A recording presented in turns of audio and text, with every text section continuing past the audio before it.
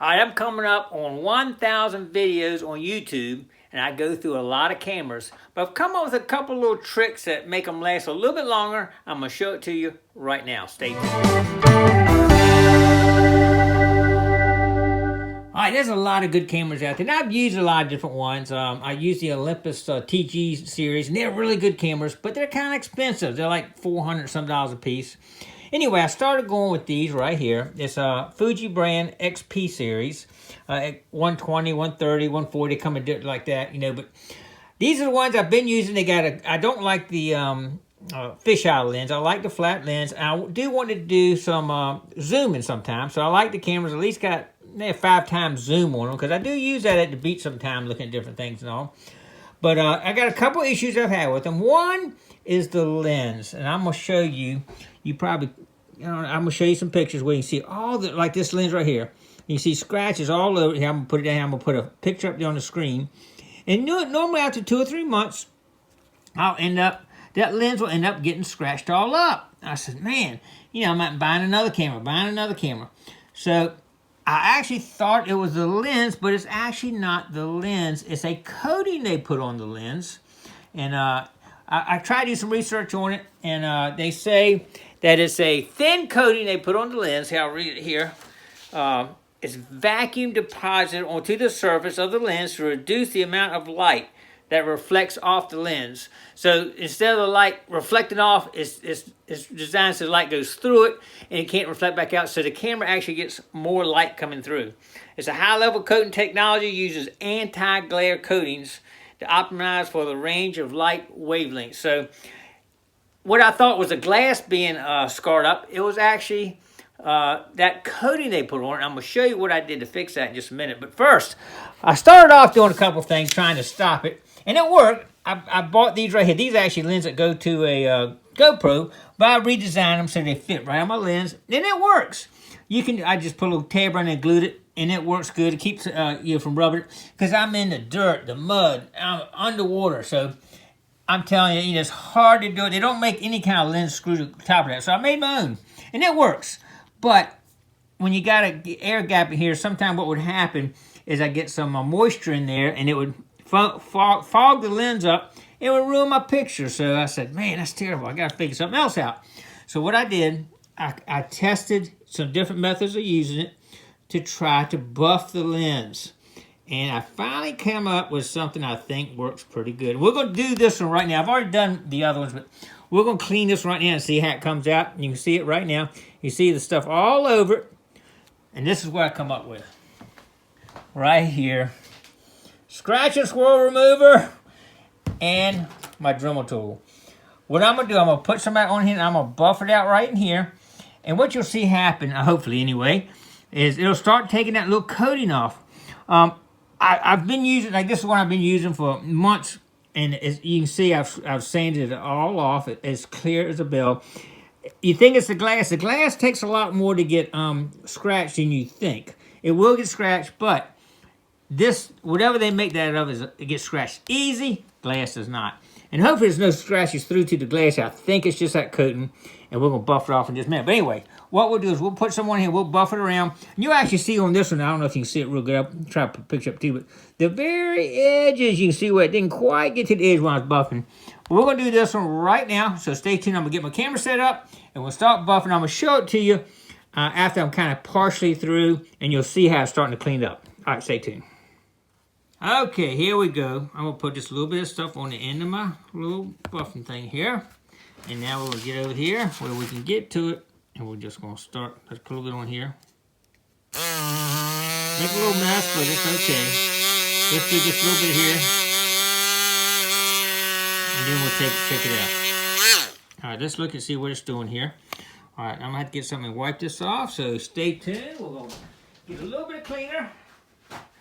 And we're going to wipe it off just so we can kind of see where we're at here. Here we go. All right, stay tuned. Here we go. I'm just going to wipe it off. I just want to show you all how it's coming here. I might have already gotten a lot of it off, but you'll see. Okay, this is good. Good way to look. If you can see, the very center is starting to come clean right there. But it's not there yet. I'm just taking it nice and slow. And we're going to do it real easy. We're going to put a little bit more on it. Look. right here. We'll put a little bit more in there. Alright, we're gonna do a little bit more. You don't want to do it from the end because there's a metal in there that will get it, but you can see it right here come up. You might start to see it starting to come clean right here. So it starts to dry it out a little bit, you might see it. You can see it coming clean. I know people think I'm crazy for doing this probably, but I tell you what, it's worked, and I've done my other cameras out here, and they're all back looking good. Now you probably can start to see this actually taking it off pretty good now. Yep, it's starting to come clean. Check this out. Look at that now. Y'all remember seeing all the scratches on it before? They're gone. Look at that. I'm going to continue doing a little bit more. One more time, I think it's going to probably do it. I got a little bit down there, but we're going to put just a little bit more on here. And then we're going to finish cleaning it off. And check it out. Okay. I got to kind of try to get close to the edge. I won't get it all the way to the edge here because of the way this thing's designed here. I got to work my way around here like this a little bit, kind of get it this close to the edge. This backwards is kind of hitting on the edge when I hold it down there too. Alright, y'all remember what it looked like before. I'm probably pretty close now. I'm doing nice and light now, not putting any pressure on it, just barely taking it off. Just let it do its job here. And it's getting there, I guarantee you. Alright, let's take a look at it now. Let's go over here, I'm going to wash it off here. I'm just wiping it off right now, but oh my God, look at that. Alright, you can see it coming right now. You can definitely see it. Look at that. There is not a scratch on it now. Look at that.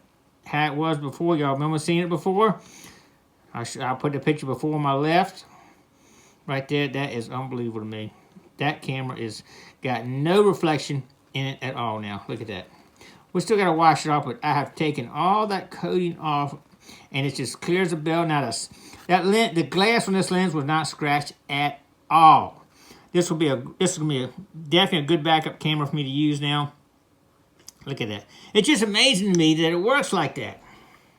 Now, I have not seen any difference in the video quality once I do this. Clean that lens off, so that reflective anti-glare coating is gone. But and I don't think it really affects it. Maybe in certain situations it does, but the way it was before with all those scratches all over it, if the light hits it, if you're doing it and the light's like coming down, hitting the edge of that, man, it would completely mess your whole video up because it would be reflecting off every little scratch, and you see it all over it. And when it gets to that point, y'all might see some old videos like that, but I keep them clean now. You won't ever see that, hopefully. But anyway, I think it works really good. I'm going to show you another couple quick things I do with my cameras when I have to keep them going. Hey, I'm tight. I got to save all the money I can, man. It gets expensive after a while, so anything I can save and still use the same equipment, I try to do it. Y'all know that, all the stuff I try to fix around all my other stuff and all, you know. So anyway, let me go in here and show you a couple more things. These things here are actually plastic right here. That's where you screw the whole, put on your tripods and everything. And just like, I do use that right much sometimes. But sometimes they strip out because it's plastic.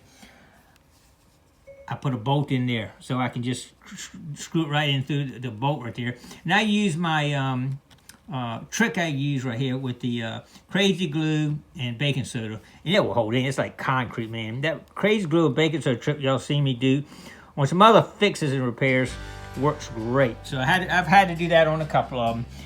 But if you don't want to do that, what I do with that, you can always get these lenses if the camera doesn't have a spot where you screw a lens, buy a lens cap for it, which this one did not. You can modify it enough to do something like that if you wanted to.